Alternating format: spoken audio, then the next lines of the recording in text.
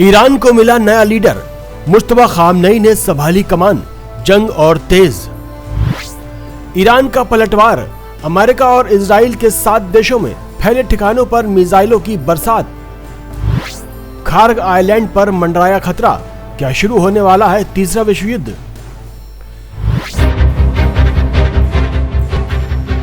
नमस्कार, आप देख रहे हैं फैक्ट नाउ की फैक्ट खबर। हमारे चैनल को लाइक और सब्सक्राइब जरूर करें। पश्चिम एशिया की आग बुझने का नाम नहीं ले रही है। ईरान के खिलाफ अमेरिका और इजराइल की जंग को आज 10 दिन पूरे हो गए हैं। हालात ये है कि ईरान ने अपना बहुत कुछ खो दिया है। अमेरिका के भीषण हमलों ने ईरान के सुप्रीम लीडर आयतुल्लाह खामनई और उनके परिवार के कई सदस्यों की जान जा चुकी है। पूरा ईरान गम में डूबा है, लेकिन हैरानी की बात यह है कि ईरान अब तक घुटने नहीं टेके है।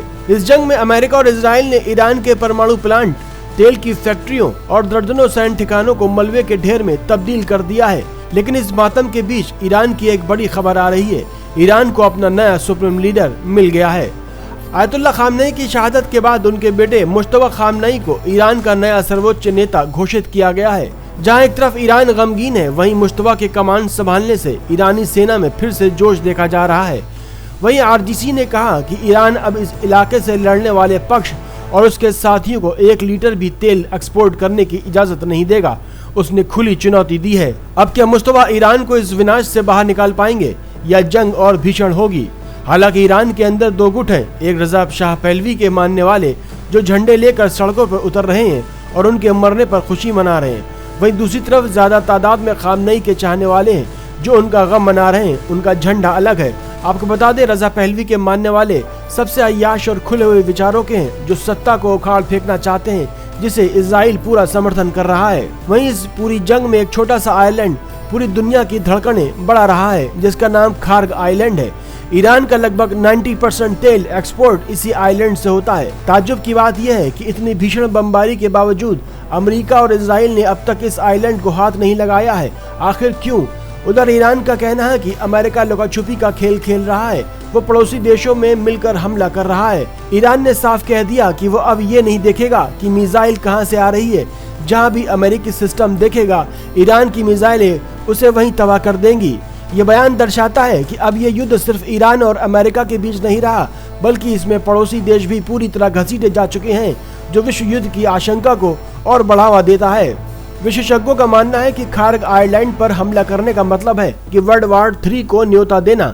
अगर ये आइलैंड तबाह हुआ तो ईरान की इकोनॉमी तो खत्म होगी, लेकिन दुनिया भर में तेल की कीमतें आसमान छू लेंगी। अमेरिका भी जानता है कि इस कदम से पूरी दुनिया में आर्थिक संकट की सुनामी आ जाएगी। उधर वॉशिंगटन से बड़ी खबरें आ रही हैं। राष्ट्रपति डोनाल्ड ट्रंप ने पहले तो कड़े तेवर दिखाए थे, लेकिन अब अमेरिका अपने बयानों से थोड़ा पीछे हटता नजर आ रहा है। ट्रंप ने कहा कि अमेरिका पीछे नहीं हटेगा, लेकिन वो बातचीत के रास्ते भी खुले रखना चाहता है। शायद ट्रंप को भी अंदाजा हो गया है कि अगर ईरान ने पलटवार में स्ट्रेट ऑफ होर्मुज को बंद कर दिया तो अमेरिका समेत पूरी दुनिया के बाजार ढह जाएंगे। अब बात करते हैं उस बदले की जो ईरान ले रहा है। ईरान ने अपनी घातक मिसाइलों का मुंह खोल दिया। ईरान ने सिर्फ इजराइल ही नहीं, बल्कि कतर, यूएई, कुवैत, बहरीन और इराक में मौजूद अमेरिकी सैन्य ठिकानों को मलबे में तब्दील कर दिया। ईरान ने शाब 3 और खुर्मशहर जैसे भारी मिसाइलों का इस्तेमाल किया है, जो पलक झपकते ही 2000 किलोमीटर दूर दुश्मन को खत्म कर देती है। हजारों शाहिद 136 आत्मघाती ड्रोनों ने इजराइल के आयरन डोम को फेल कर दिया है। अमेरिका का सबसे बड़ा बेस कतर अल उदैद आज धू-धू जल रहा है। उधर ईरान ने स्ट्रेट ऑफ होर्मुज को बंद करने की धमकी दी है, जिससे दुनिया का 20% तेल व्यापार रुक सकता है। मुस्तफा खामनई ने कमान संभालते ही अंतिम सांस तक युद्ध का ऐलान किया। रिपोर्टों के अनुसार अब तक के कम से कम 9 अमेरिकी सैन्य कर्मी और दर्जनों इजरायली नागरिक इन हमलों में मारे गए हैं। वहीं जंग जारी है, लीडर बदल गए हैं, लेकिन खतरा अब भी खार्ग आइलैंड पर मंडरा रहा है। क्या मुस्तफा खामनई बदला लेंगे या शांति की राह चुनेंगे, ये तो वक्त ही बताएगा। फैक्ट नाउ की नजर हर हलचल पर बनी रहेगी। देखते रहिए फैक्ट नाउ इंडिया की फैक्ट खबर।